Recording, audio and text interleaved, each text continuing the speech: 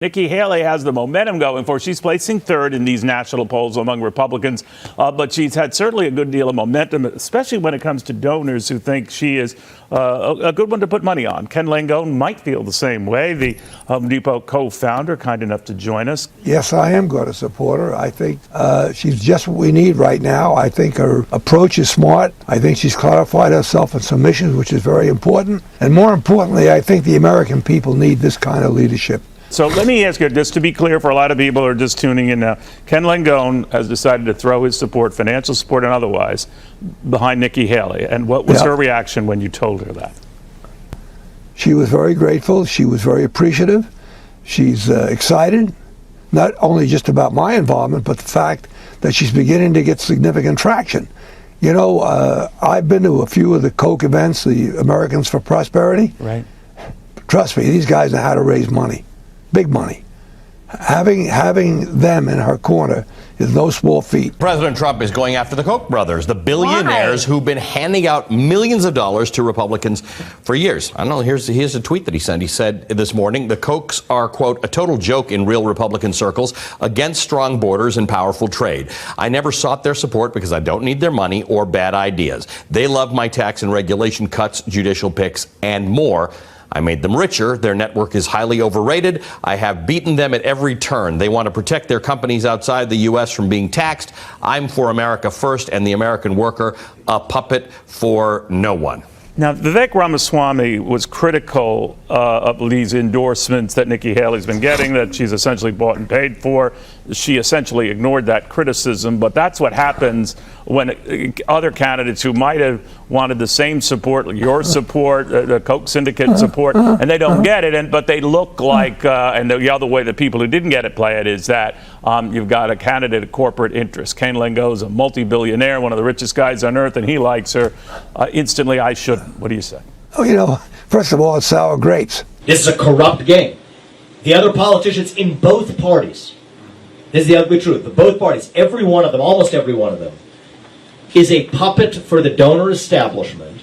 You think about even other Republican candidates on that debate stage last night, supported by the likes of Larry Fink, the king of the woke industrial complex at BlackRock, which is effectively China's circus monkey.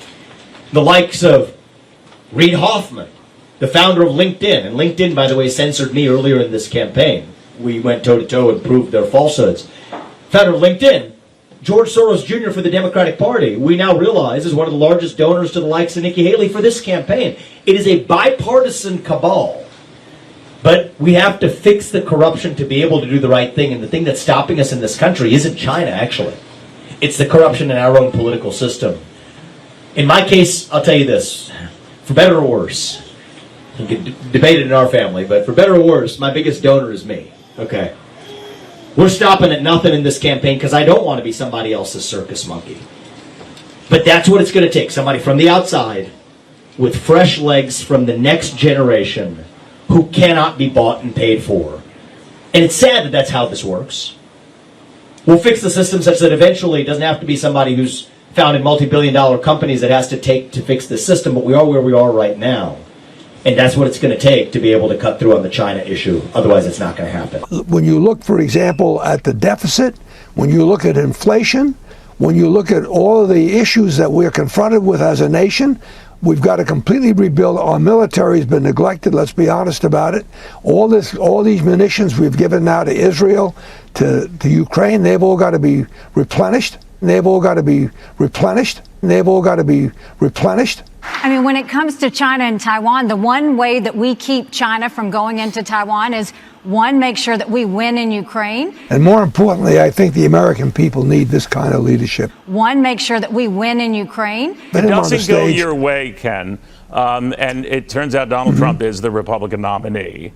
You're a Republican. Would you support him as the nominee and vote for him for president? Neil, honest to God, I don't know. It's between Joe Biden, it's between Donald Trump. You got to make a choice. What would it be? I wouldn't vote for. Maybe I'll write my wife's name. I got an idea. I'll write Elaine's name in. I know I can have complete confidence in Elaine. She'll be a write-in candidate, okay? And we desperately need leadership. We need assertive leadership. We need inspiring leadership. We need leadership that puts the country ahead of him or herself. My main focus is actually going to be to show everybody that I'm able to speak the truth and answer the questions that come from the moderators. I do think that Elizabeth and Meghan are good choices as moderators based on what I know about them and see them as journalists.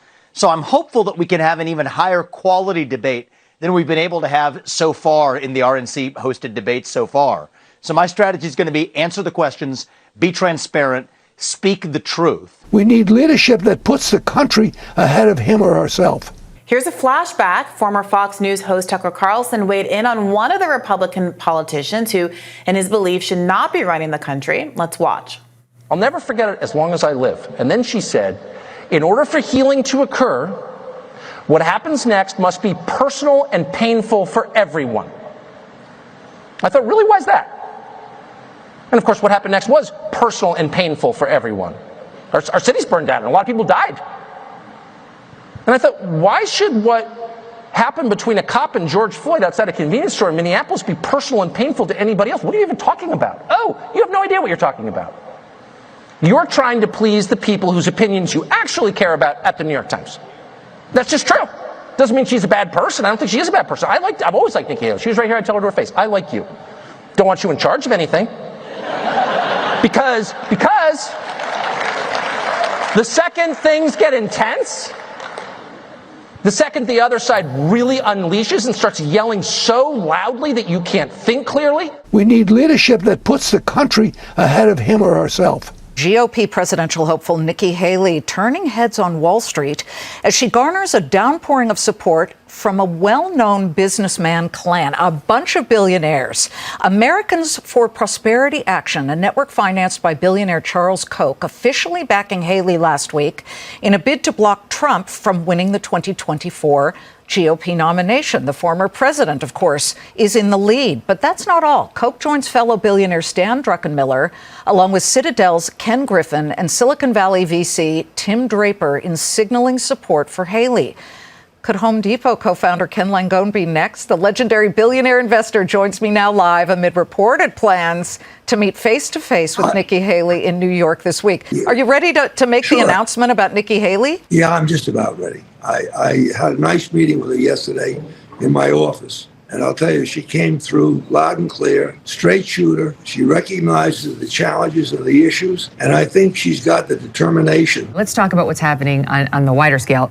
I will say this. It's interesting how many donors are flocking to Nikki Haley right now, including this big Democrat who it was the guy, I only knew this guy as the guy who was behind the E. Jean Carroll lawsuit against Trump. That's right. He funded that. Yes. He's a big Dem donor.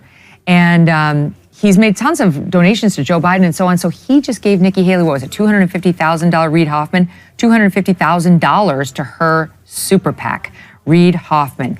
Now, will anybody mention it? But Trump is already saying, while globalist special interest donors from both parties forge an unholy alliance to beat us, I'm calling on our grassroots donors like you to fight back in a fundraising email.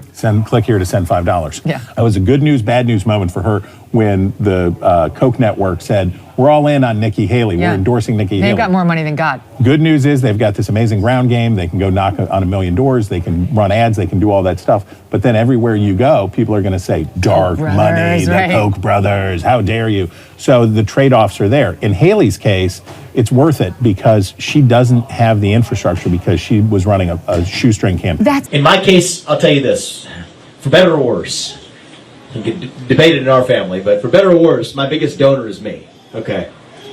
We're stopping at nothing in this campaign because I don't want to be somebody else's circus monkey. But that's what it's going to take. Somebody from the outside with fresh legs from the next generation who cannot be bought and paid for. And it's sad that that's how this works. We'll fix the system such that eventually it doesn't have to be somebody who's founded multi-billion-dollar companies that has to take to fix the system, but we are where we are right now. And that's what it's going to take to be able to cut through on the China issue. Otherwise, it's not going to happen.